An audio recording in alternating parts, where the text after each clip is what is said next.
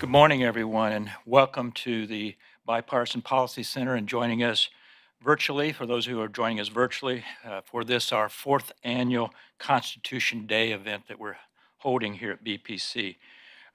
For those of you here in the room, it's nice to be here face to face. This is, I think, our second actual event that we've had this week, opening it up to the public and those, but we have a lot of people, I think, meeting us virtually.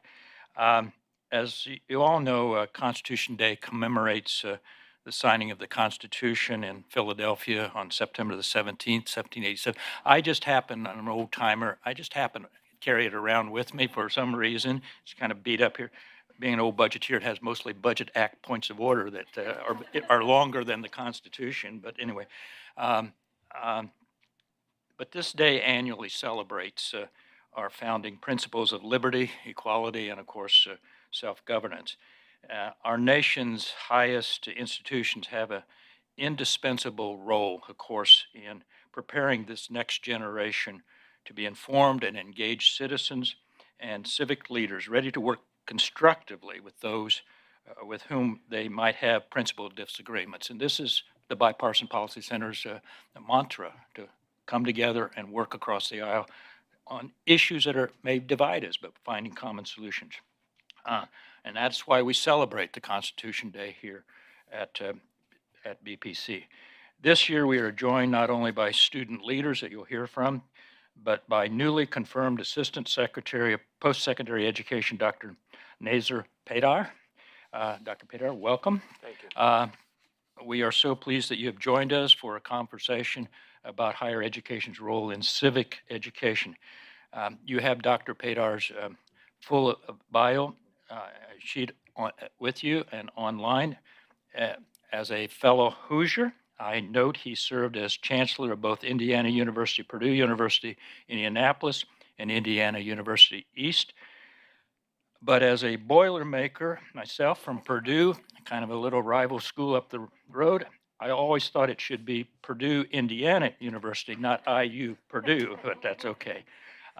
Dr. Pedar will be joined with our Director of Campus Free Expression here, Dr. Jackie Merrill. Jackie has led our Campus Free Expression here at BPC for nearly over 5 years and came to us with her own academic credentials, being a professor at St. John's College in Annapolis and College of William and Mary, among many other appointments. We are so happy that Jackie joined BPC to take on this rather challenging project here. She will have a conversation with 3 students here. That's 2 that have come across the country to be with us this morning. We thank you for that. Megan Barr, Manra Mutani, close, and Cheyenne Ryder. These students are leaders on their campuses in creating spaces for respectful discussion and debate. As our BPC Academic Leaders Task Force found in its report, we called it Campus Free Expression, a New Roadmap. Campuses are in a paradoxical situation. Only 1 in 5 students favor restrictions on campus speech, but 2/3 of students say the climate on their campus stifles free expression. So with that, let me just say social media and the call out culture has given outside influence to the minority who would stifle that open discourse that is so essential to higher education and, I believe, to our democracy. These students are working to foster civil discourse on their campuses. Before turning it over to Jackie, I want to extend BPC's thanks to Jack Miller Center for its support of Constitutional Day with President Hans Ziegler here from BPC. Thank you, Hans. And at this, let me turn it over to Jackie, to you. Thanks very much, Bill. And welcome to everybody who's joining us online and in the room. And Assistant Secretary Pedar, thank you so much for joining us this morning. You really bring your experience as a faculty member, which I love as a former faculty member and a dean and a 3-time chancellor to this role. And so congratulations and welcome. Thank you. Thank you very much. Delighted to be here. And now that you've had a few weeks to settle into the department, what are the top priorities for your office? Thank you. Thank you. Delighted to be part of BPC's annual Constitution Day and be the presence of number of students. As noted, I worked for university, 3 campuses for 37 years. And a month ago, I joined Department of Education. What I loved about my previous jobs is interaction with students. I learned so much from students. I learned that you got to communicate with students. I know that you have to listen to students, not just tell them what you want to do, but listen to them. They have great ideas, and I really appreciate all the leaders that are here and as well as those that are online. Thank you for all you do in keeping the administration of university honest and making sure that the right things are happening for students. And yes, I've joined Department of Education at an exciting time. Maybe I mention a few of the priorities and what we are working on right now. Number one is recovery.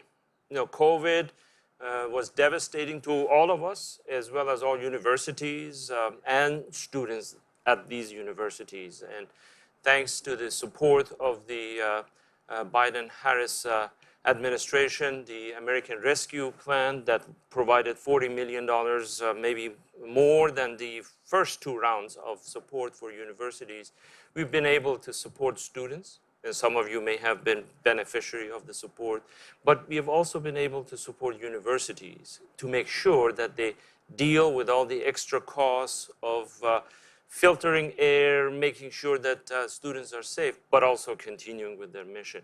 So that $40 billion that was provided, that's still ongoing, and my department is working on and still working with the universities to see how they're spending the money and if they're doing all the right things. And I want to thank all the higher education administration for supporting students and using these funds appropriately. Now, speaking about funds, we know that there are some students have difficulty paying for for the cost of universities. When I went to college years, decades ago, I won't tell you when, it was relatively easy to work and to pay for university. Pell Grants, those days, several decades ago, paid about 80% of the cost of universities. Today is about 30%. And so we are working on increasing the support in Pell Grant for students that need the funds, as well as we are proposing doubling that for students as we go forward so that they can support themselves going through higher education costs and support themselves in this process. So there are lots of activities that we are involved in, but all of it for the benefit of students as well as institutions. I should also take this opportunity and say that we need to hold our institutions accountable. We need to make sure that they are controlling cost and that they are working towards the supporting students, diverse student body from all over, and that has been the goal of this administration, to increase the students from all sorts of places and increase the diversity of students and graduate them and have them find jobs afterwards.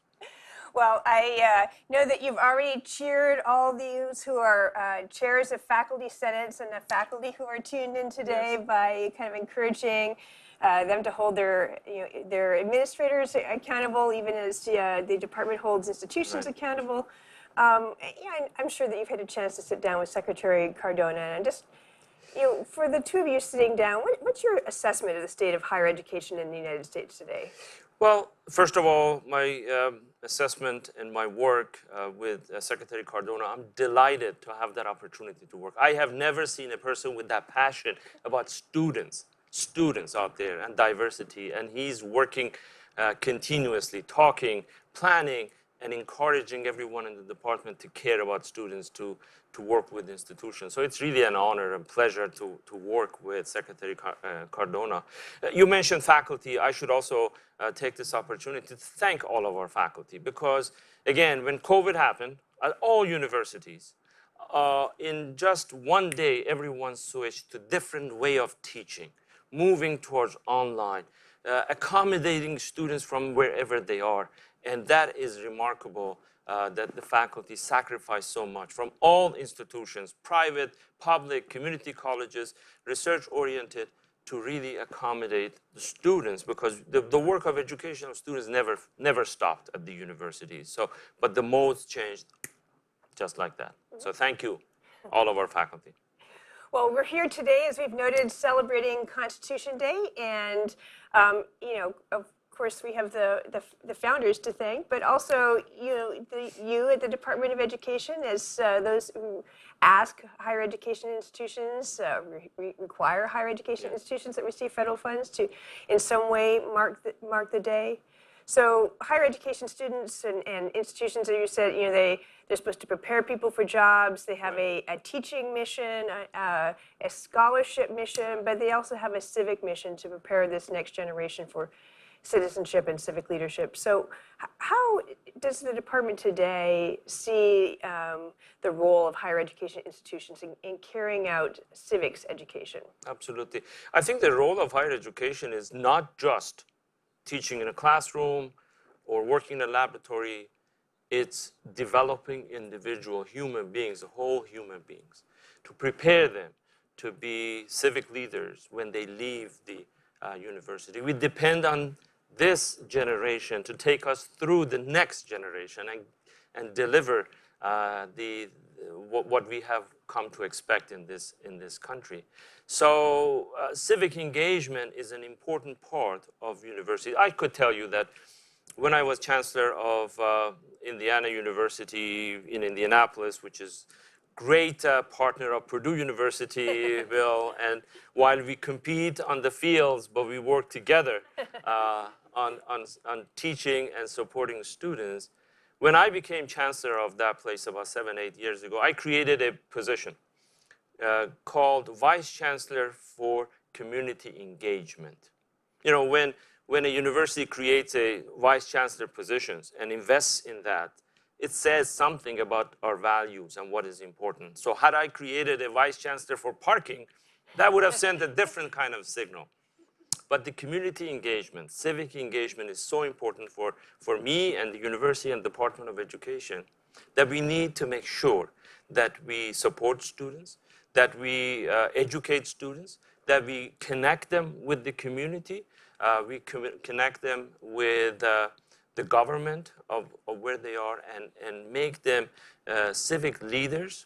Voting is extremely important, and that's what we are at the department are encouraging institutions to create opportunities for students to express themselves in any way that they want. We are at the Bipartisan annual meeting, and so in any form and shape, but need to get out and vote. Voting should be a habit, not a hobby. And that's what the Department of Education is focused on. That's what the Biden-Harris administration is encouraging all students to take leadership role and vote and get others to vote. And we hope that universities can bring voting to their campuses to make it easier for students to participate in this process. Mm-hmm. So you carried out those initiatives as a campus leader yourself, and think it's important to think about these town gown questions, but yes. Just think about the Department of Education itself. Are you planning new programs or initiatives around the role of higher education and civics education? We are constantly working with universities. There was just recently a Dear Colleague letter issued. That's a letter that we sent to colleagues as to what are the important things to do, and civic engagement, voting was part of that. We are going around and talking to people at different levels and different areas to make sure that people really exercise their privilege. Now, I am not making this faking this accent. I came to this country and I fell in love with the democracy that exists here and the opportunities that exist here, and I do value that, and I'm delighted to see many students do value the right that they have. Mm-hmm. You know, one unfortunate trend that we've really focused on here at the Bipartisan Policy Center with our Freedom of Expression Campus Free Expression program is the trend for there to be controversies about academic freedom or freedom of speech on college campuses that generate regional or even national headlines and explode on social media.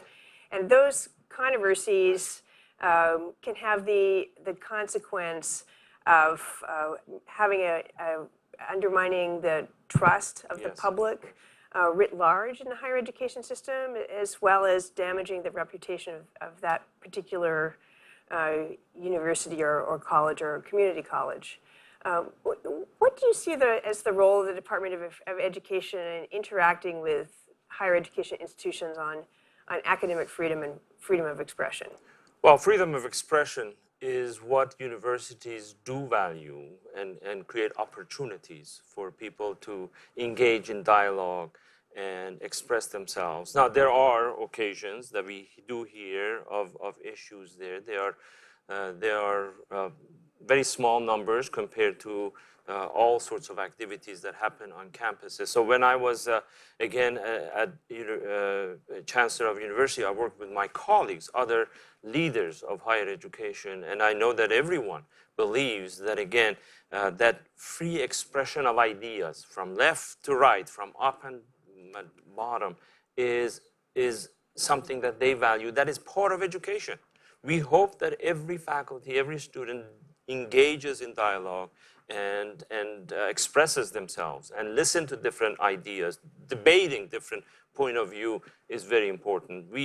For 37 years that I was in college, several campuses, not once we stopped a dialogue, even though some people here had an issue with that, some people had an issue with that. We encouraged everyone to listen, to bring the different point of view, and that's what we hope that all universities do. That's what the Department of Education is encouraging. Now, there are occasions where one could go a little bit further and put the health of students at jeopardy in some of these cases, and those are different. And universities know how to deal with those type of issues. But free expression should be the part of education of every college, every university, at every place, to give an opportunity for people to express themselves from different point of view. And so, you mentioned how the Dear Colleague letter that went out to higher education institutions, and some of these questions about voting, and you at the department, you were encouraging institutions to be really fostering a free expression culture. Is there any particular way that institutions are looking or should expect the department to be interacting with them on this set of academic freedom and free expression issues?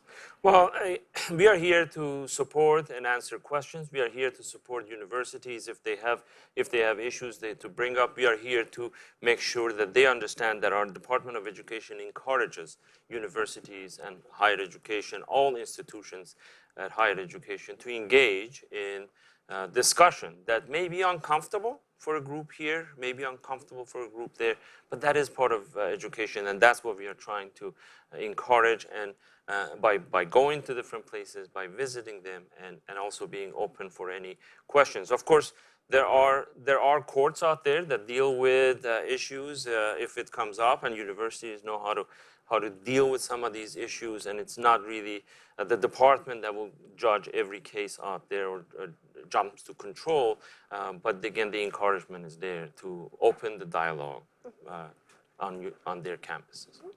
And one last question, especially in connection with Constitution Day. So we had you mentioned that you came to this country, Yes. and we had a chance to touch base on a call last week and share the fact that we're both so grateful and glad to be naturalized citizens in this country, and that we came to this country and earned degrees from American higher education institutions. But that experience that you and I had is actually not very uncommon. The United States brings lots of international students to study on its campuses, and U.S. university-based researchers engage with their colleagues around the world. What does the department see as the role of higher education institutions in transmitting American values? Well, having been in higher education all my life, and working with other countries and other universities all over the world, I am proud of the higher education system that we have in this country, the programs that we have in this country, the experts that we have at higher education, the different mission of our higher education, from research to community colleges, for private and independent colleges. We have covered all the bases here and provide opportunities for everyone to pursue any degree that they wish to pursue and excel in it. We are an envy of the rest of the world. You know, people want to come to our colleges. They want to study here, and we welcome students from all over the world, because that's part of the mission of the universities, to bring people from, we did talk about diversity, bring people from different parts of the world and educate them about US as they move back to overseas, or as well as getting our citizens here get connected to students overseas. So we are delighted to have many people come from all over. And I should say that those that immigrate here, that migrate to this country, they also start industries that we depend on them, and they contribute to our economy while they get their education here as well. And many of our laboratories today, many of clinics that we have on universities that are operated and students play a major role in them, and they are made up students from all over the world. So we are excited to be partner with other institutions in the world in educating their students as well as ours. Good. Well, Dr. Pedar, congratulations again, and thank you so much for joining us here at the Bipartisan Policy Center for Constitution Day. Thank you very much. Really appreciate it. Thank you. Thank you, everyone.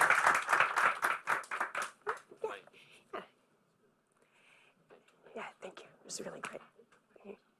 And I would like to invite our student leaders.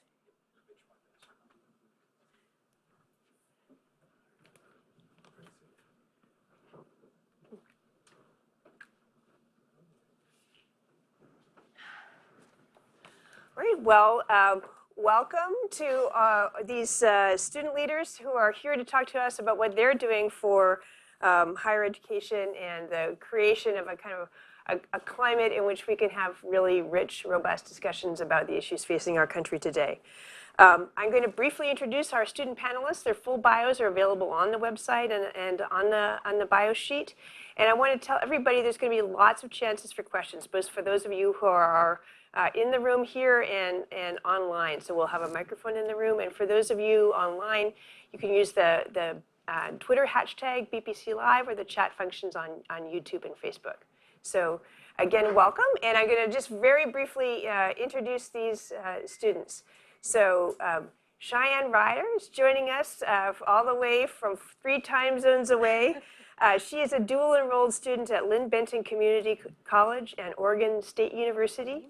And she is a leader with Lynn Benton Community College Civil Discourse Program. Yep.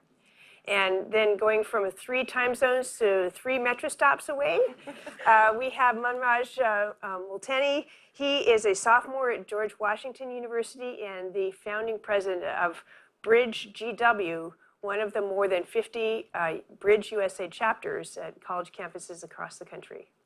And then from the middle of the country, Megan Barr. Megan is a brand new alumna of Gateway Technical College and a student now at University of Wisconsin Parkside. She is a student board member of this Wisconsin Technical College System Board of Trustees and Visitors. So welcome to you 3. Again, I hope you're all thinking of your questions for these students, but I get a chance to start out, and I'm going to start with you, Cheyenne. So, most people today live in neighborhoods where they are people who think kind of like them. So people grow up and they live in neighborhoods where they're all, their neighbors are mostly liberals or Democrats, or they live in neighborhoods where their neighbors are mostly conservatives or Republicans. And Lynn Benton community college is really different from that. It borders 2 counties, and Lynn County voted, is a Republican-leaning county. It voted strongly twice in 2016 and 2020 for Donald Trump. And then Benton County leans heavily Democratic, and it voted strongly for Clinton and then for Joe Biden. So just first of all, tell us what it's like to be on a campus with such a diverse group of political views. It's really interesting. I like to think of it as like our miniature section of the whole United States, because we have, they're very entrenched views too. And so like I'm from Lynn County, which as mentioned, went strongly for Trump. And I learned the other day, hasn't actually gone for a Democratic president since Jimmy Carter. So, I mean, that goes back pretty far. And then Benton County has OSU, which is one of the larger employers of the county, so obviously a little bit more liberal. And the campus breakdown at last polled was 27% independent, 27% Democrat, and 24% Republican. So very evenly spread along the campus. And I think it lends itself nicely to having free expression, especially being on a community college campus where our age demographic is a little older than at some four-year universities. Most of our students work full or part-time jobs outside of being students. So you kind of have this courage to speak your mind and share your opinion on a community college more than maybe at a four-year university as a freshman or something. Can you tell us about the civic discourse program as part of that? Yeah, so the Civil Discourse program was actually started by 4 students in response to a controversial art piece that went up in one of the buildings at our school. And there was no open conversation about this art piece, just a comment suggestion box, which I'm sure you can imagine wasn't super helpful. So these students had this open discussion, and that has turned into what we have now, which is a co-curricular program. And we write op-eds for our student newspaper. We shoot for a bi-weekly deadline to have something relevant to put in each student newspaper. And we host Braver Angels debates at least once a term that are open not only to the campus, but also to the community. Raj, so GW, that's a super political campus. Yes, and people are very politically energized, and there are also scores of clubs.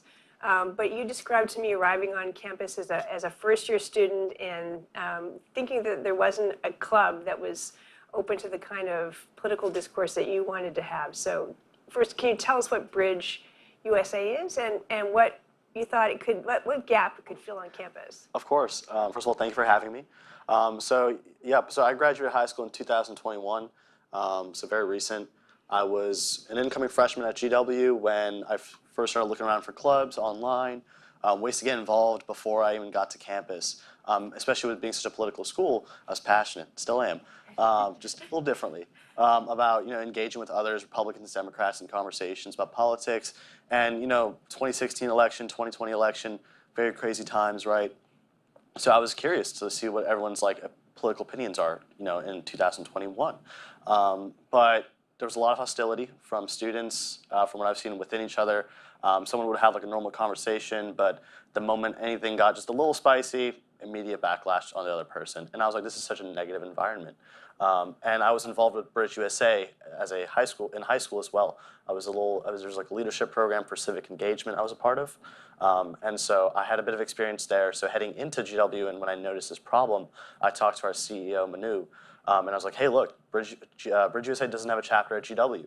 I'd be more than willing to start one. It's going to be hard. I'm an incoming freshman, not many contacts just yet, but I'm willing to get it done. And so since then, I've had a wonderful team, working hard to, bring civic engagement to campus and reduce polarization. And just tell us just a little bit about what the bridge concept is, because it's different from groups like No Labels, which also do important work. Of course, yeah. So Bridge USA specifically, we want to reduce political polarization on college campuses. So the movement is with students, not the professors, not the teachers, and not many adults are involved. Our national board is much more on the younger side, and with that being said, we engage. Our core mission is to have discussions on campus, not debates. Just proper discussions. It could be a round table. It could be a 5-people meeting and talking about gun rights, or even the simpler topics at GW specifically. I like to throw this one out there. It's like we had a debate about the dining halls from last year. So we like to diversify the topics, but in the end, our core mission is for students to talk to one another, build leadership qualities, and most importantly, have empathy to one another.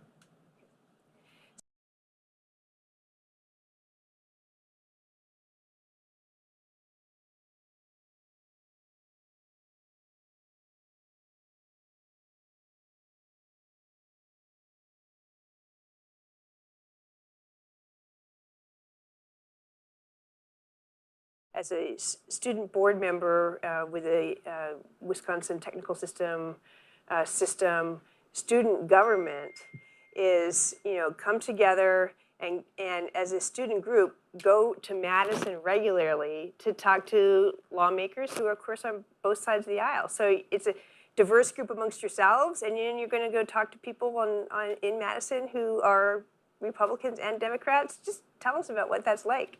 Yes, definitely. Thank you for having me.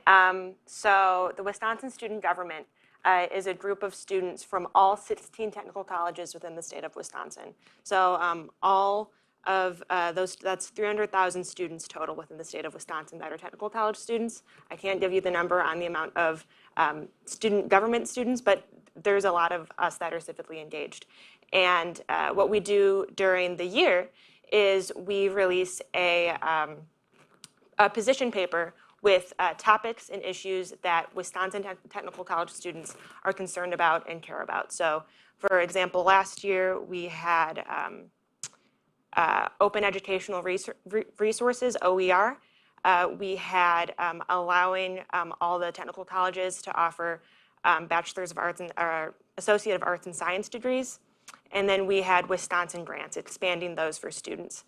This year we're talking about internet access for our rural students, broadband. So we've released this position paper, and we meet regularly throughout the year at a different technical college within the state of Wisconsin. So all across the state, Wisconsin's a very diverse state with lots of different diverse perspectives and ideas. So we invite our representatives to attend these meetings in the certain districts that we're in. And that's where we get our practice. That's where we start having conversations. And the representatives are really engaged and interested in this. I remember a meeting we had last year where we showed them our position paper, and he said, I think you guys need to ask for more money. So then when we go to Madison, we have a 2-day legislative seminar where students get to practice not only their leadership skills. It's a really big opportunity for leadership development, but also practicing talking to the lawmakers. So we do lobby games where everyone practices in their own college groups, speaking to one another and sharing their stories. And that's a big thing that we encourage students to do, is to be your authentic selves when you're speaking to these representatives, and to share your own personal story and connect it to those policies and to those positions that you really care about. So if you're a student that struggles financially, why are open educational resources so important to you? So this opportunity for Wisconsin students, both from the representative side and the student side, we're very civically engaged. Great. And all the things that you have just spoken about are, chances to talk to people in person. Yes. But one thing that we hear so much about is the role of social media. And Cheyenne, I'm going to come back to you to start. In the ways in which it shapes campus discourse. a survey found that 58% of college students say that most social and political issues are discussed mostly on social media rather than face-to-face, even though only about half that number, 32%, say that those conversations are usually civil. So Cheyenne, just starting with you, and I want to hear from all you, how does social media shape how students talk to each other? I think that social media is a bit of a double-edged sword, right? Like everyone has it. It's so easily accessible. And it is a good place to get, to hear something, right? And get a jumping off point of something to look further into. It's not great as your only source of information. It's not great as somewhere to read a headline and assume you know what's going to be in the article. That's very bad. And there are people that read the headline and then go straight to the comments, and that's where I'm sure that number comes from, of people where the conversation doesn't go so well. So I think social media is very important to share your opinions, and to find other differing opinions as well. But like everything, use it in moderation, and realize nobody's really ever changed anyone's mind over arguing over the internet, and just really use it as a jumping off point. Yeah, Megan, how do you see social media in the work that you do with students? And you've done a lot of work on diversity and making the campus feel inclusive. I think, social media definitely, it helps in some ways. It doesn't help in other ways. It's easy to say things about people when you're behind a screen and not face-to-face. So that difference is definitely big. I would say social media, it's definitely helping people become more connected and feel more included, because people can create communities over social media. But I think when it comes to discussion and people disagreeing and agreeing with each other and having open conversation, I think having discussion face-to-face is much, much better. Yeah, Manraj, you had a particular story that you commented about, the controversy about Justice Scalia speaking on and being a professor at your campus. Yeah, so in terms of social media, it can definitely, it's very useful. It can also be very destructive, It shapes public opinion. In regards to the Justice Thomas issue, people were posting on Instagram on the stories like petitions, infographics on why Clarence Thomas should not be teaching. And regardless of whatever your opinion is, it just shows the motivation from students on both sides of the aisle. It's like everyone has a specific opinion, right? The way I like to think of it is that while social media is negative, it shapes public opinion in negative ways, but it also does a lot of great things. In terms of Bridge GW, that's our way of connecting with students. On Instagram especially, we post a ton of infographics, a ton of posts showing the positive side of politics. And I think that's where it's most important, because if we can show students and adults and faculty, teachers, professors, that students are willing to talk on campus, we just need a platform to do it, and one where students aren't afraid of people trying to cancel them, or actually have people agree or disagree. The purpose of Bridge GW, it isn't to reach a common ground on a specific issue, like some sort of solution. It's for people to talk about their issues and have the other side realize why the other person believes and whatever their beliefs are. Yeah, I was thinking back to campus controversy before when I was thinking of Justice Scalia rather than Justice Thomas. Yeah.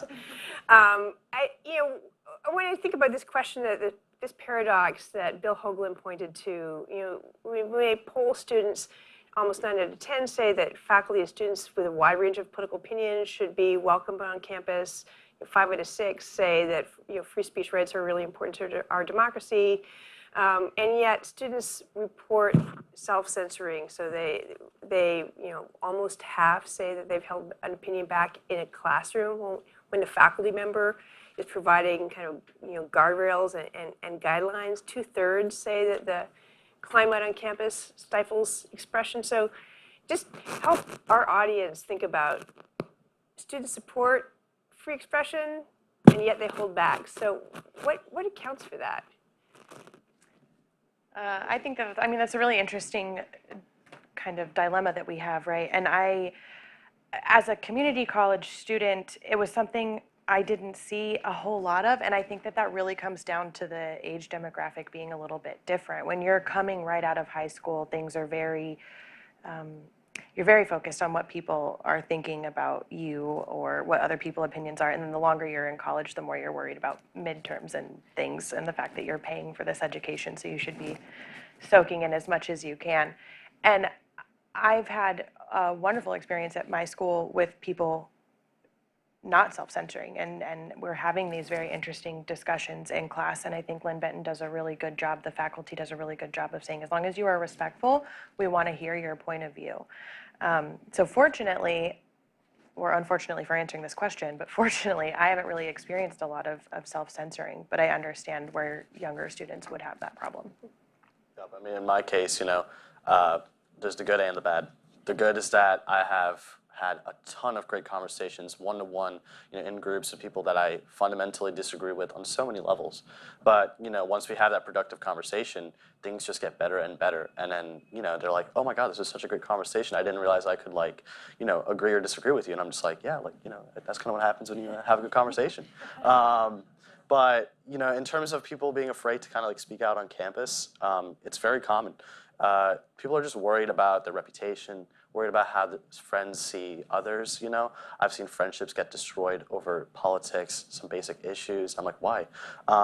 But in spite of all that, it's just important, again, for people to step up and be like, hey, that's wrong. We should definitely, change the way free expression is interpreted on campus. Colleges need to improve on that. And so it requires both the students and the universities to agree on supporting that. Megan, I want to ask about an initiative that you were particularly involved in as a Newman Civic Fellow. So, there is this kind of question of self-censorship, and also is the BPC Task Force report focused on building up student skills for conversations across difference. And you led a deliberative discourse initiative on your campus. Tell us about that. Yeah, definitely. So I'm also, a two-year college student, or just graduated one. So our campus community is also very diverse. One of my favorite classes that I ever took was diversity studies. And the oldest person in that class was 60. The youngest person in that class was 18. And we had people from different race, ethnicities, sexual orientations, religions. We had international students in that class. And the most important thing I learned is college is the time to have an open mind, to be open to new ideas, even if you don't agree to them. So my opportunity to do the campus compact, the deliberative dialogue, I got to do something similar where I got to have a group of students attend, and we talked about how we can make our community a better place and kind of solve this issue of why young people are less likely to succeed than older generations. So we were able to kind of focus that question in on our own community, which would be Racine and Kenosha, Wisconsin, and how we can help our youth be more successful. And people were agreeing and disagreeing, but once more, I think college is all about having an open mind, whether you agree to something or not. Great. Well, we're going to be turning to audience questions in just a few moments. I want to remind those of us, or those who are watching online, the hashtag is BPC Live on Twitter, or the chat function on YouTube and Facebook. And we'll take questions from here in the room. I want to ask a couple last questions, though, before we turn to audience questions. Manraj, you are serving in the Army ROTC on your campus. How do you see these skills and habits of mind connected to your future service as an officer? Yeah, so currently I'm in the Army ROTC program at Georgetown. GW students go to Georgetown for the program. And being in Bridge definitely helps a lot, It's, for me, it's simple when you answer the question. It's I've learned a lot of problem solving, a lot of leadership, but genuinely, in the Army, people are gonna have disagreements, right? People are from different sides of identity, politics, everyone has a different perspective and different parts of where they come from.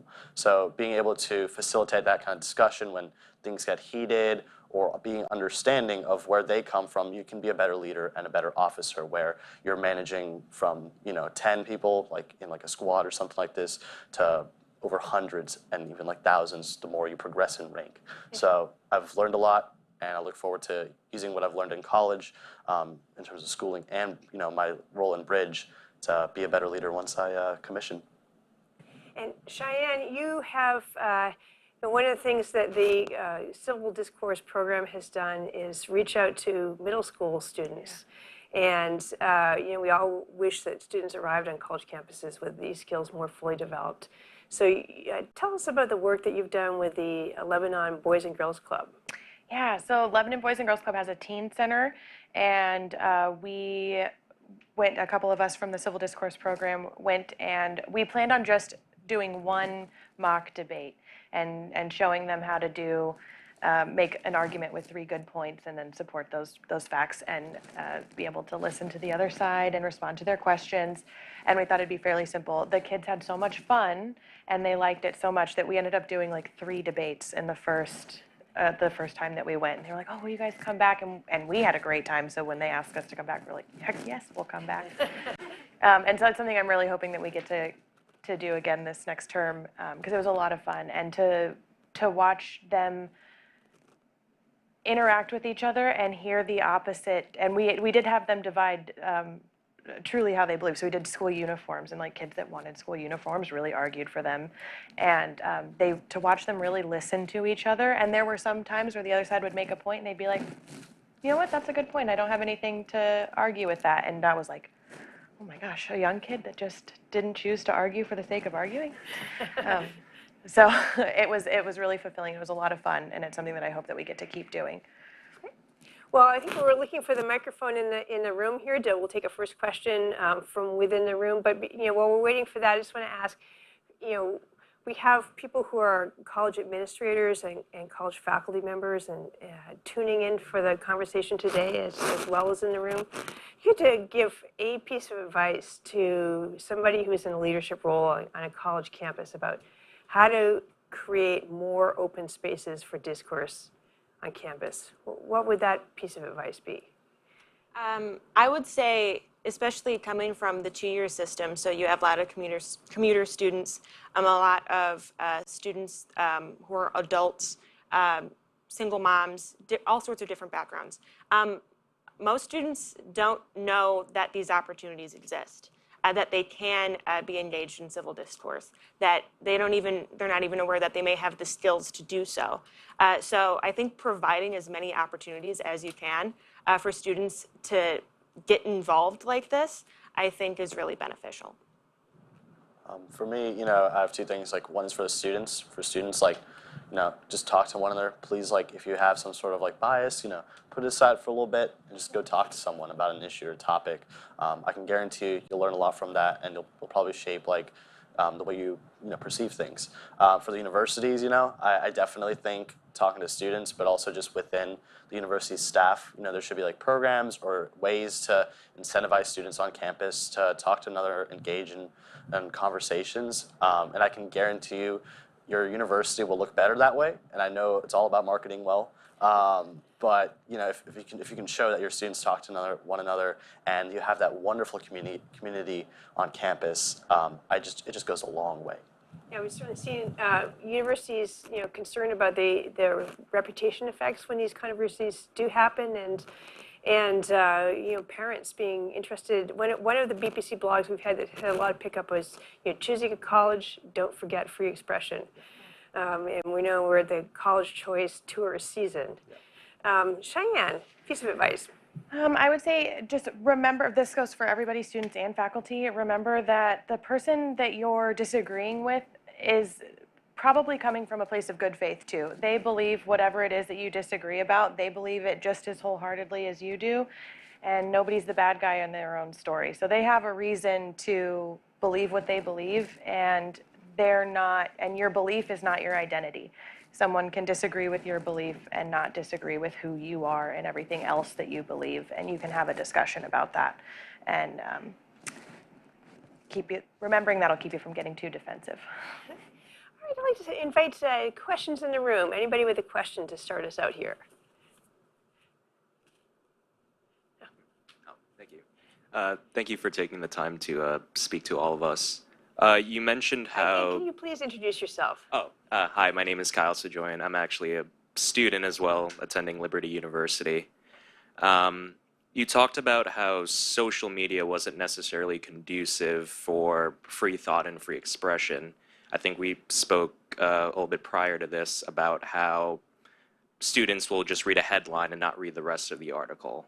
But why do you think people will just kind of get mad and just so aggressive and divisive over an issue that they really don't have a lot of knowledge about? So if they don't care about it, why are they angry about it in the first place, in your opinion? I was just gonna say, I feel like it's one part is like competition.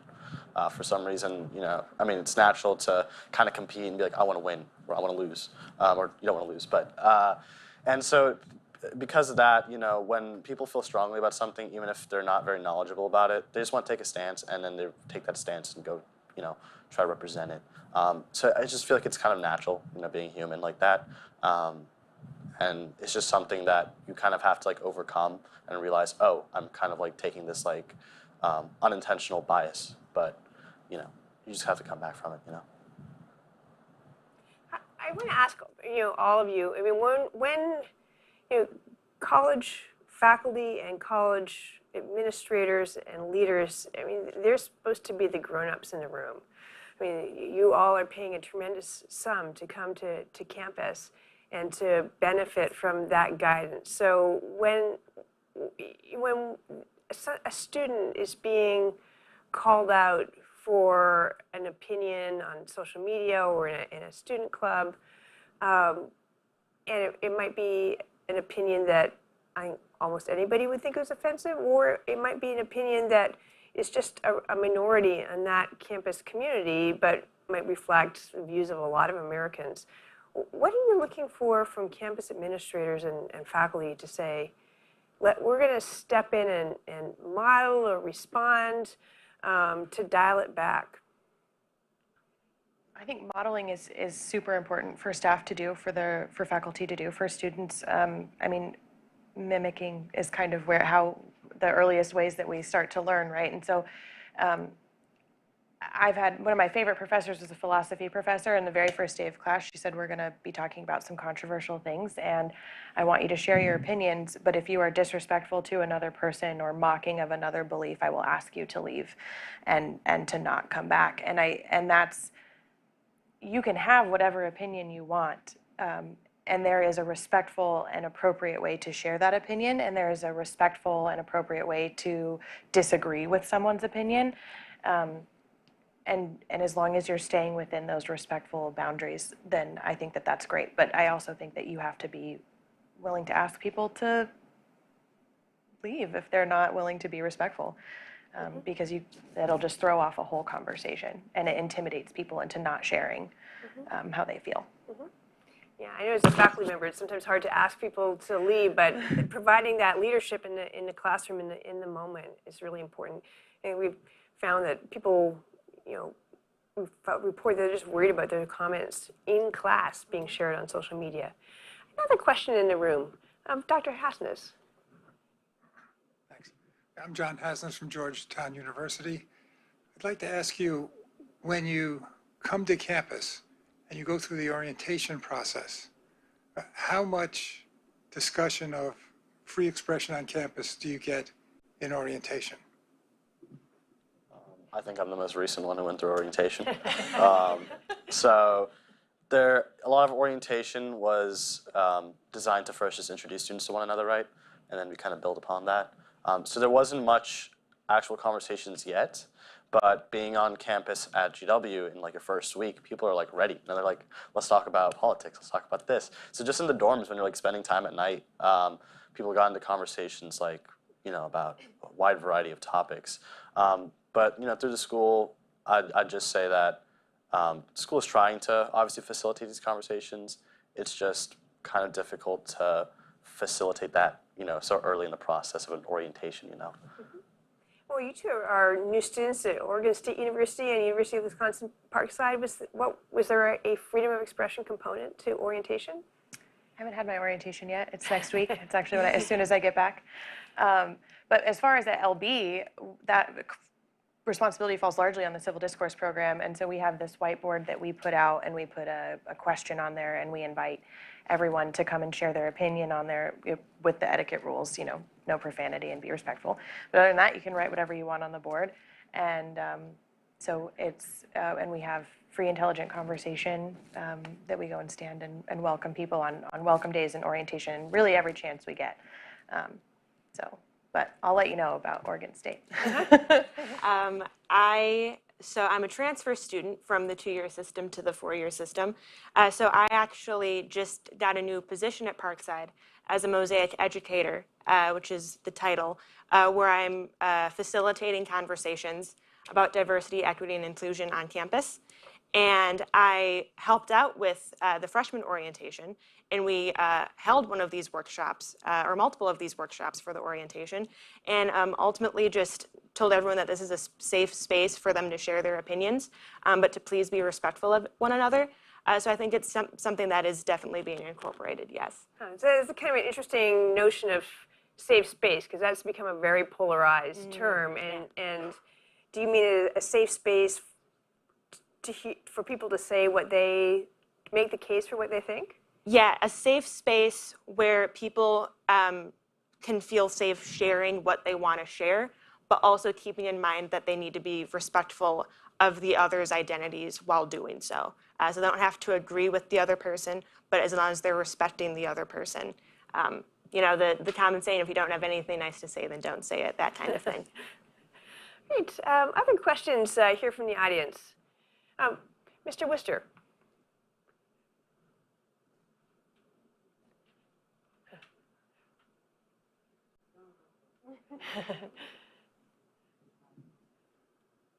Hi, Martin Worcester, Capital Research Center. I'm just wondering if I could get a general sense of what issues are more contentious on your campuses, and are they national political issues or stuff relating to governance or life on campus or what? We typically do, in those op-eds that we do, we try to pick things that are local and relevant to campus. And our most divisive one was actually about safe use centers in the state of Oregon, where people could go and get clean needles and use sort of under supervision of a medical professional. And that one got us some letters in response. That were surprised, like mostly the letters were in favor of fair use centers, but that one was probably more controversial. And then also, again, medically related, but a in-school clinic at Lebanon High School that would be available to students and some community members, and that was a pretty controversial op-ed that we wrote as well. So I would say that they're mostly local concerns. We haven't gotten too many national concerns that we've tackled yet, but yeah, local governance, I would say. And your op-eds are point-counterpoint pieces? Yes, yeah.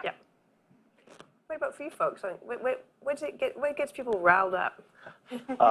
Last year especially, I think it was COVID actually, understandably so. It's just, we all finally came back in person, masks were required on campus, and a number of other rules like biweekly testing.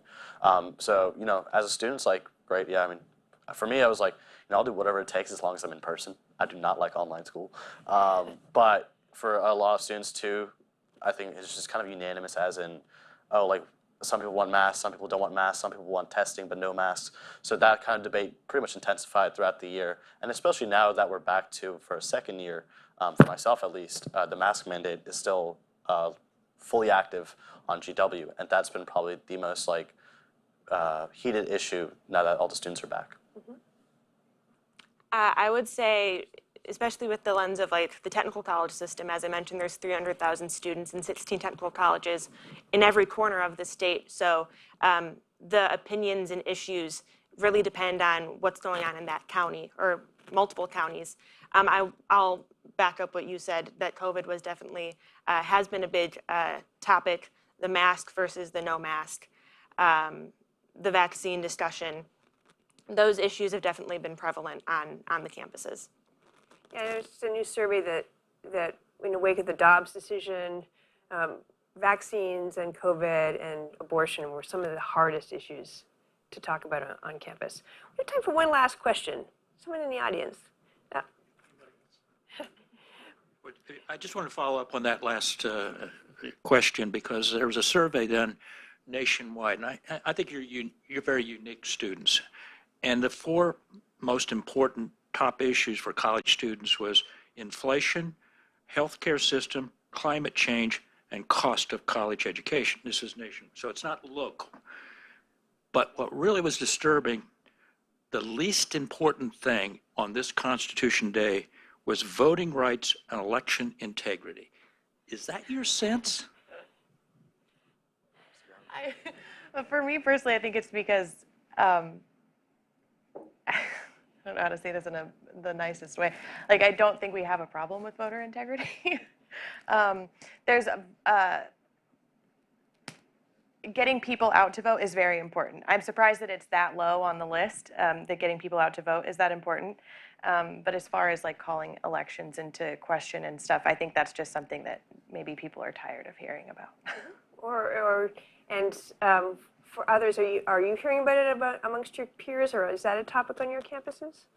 Not as discussed either. It's not very much discussed on campus. Obviously, in light of the 2020 election, it's been a much more prominent topic. But on campus, I haven't had to get into any conversation at all about about elections in general or 2020. So yeah, I guess a bit of a surprise.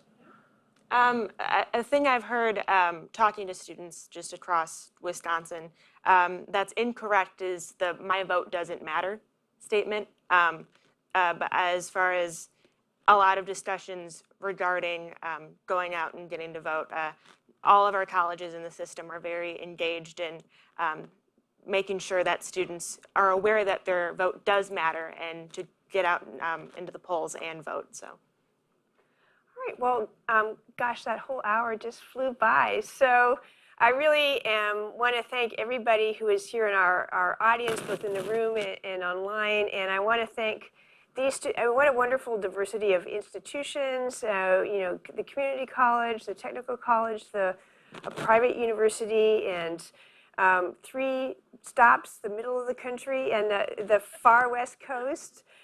We are so grateful to have the 3 of you, Megan, Cheyenne, and Munraj, here today. And we're so grateful once again to the Jack Miller Center for its support and sponsorship of this event. So we are, fingers crossed, finally back in a more normal year after 2.5 years on college campuses. We're early in the fall semester.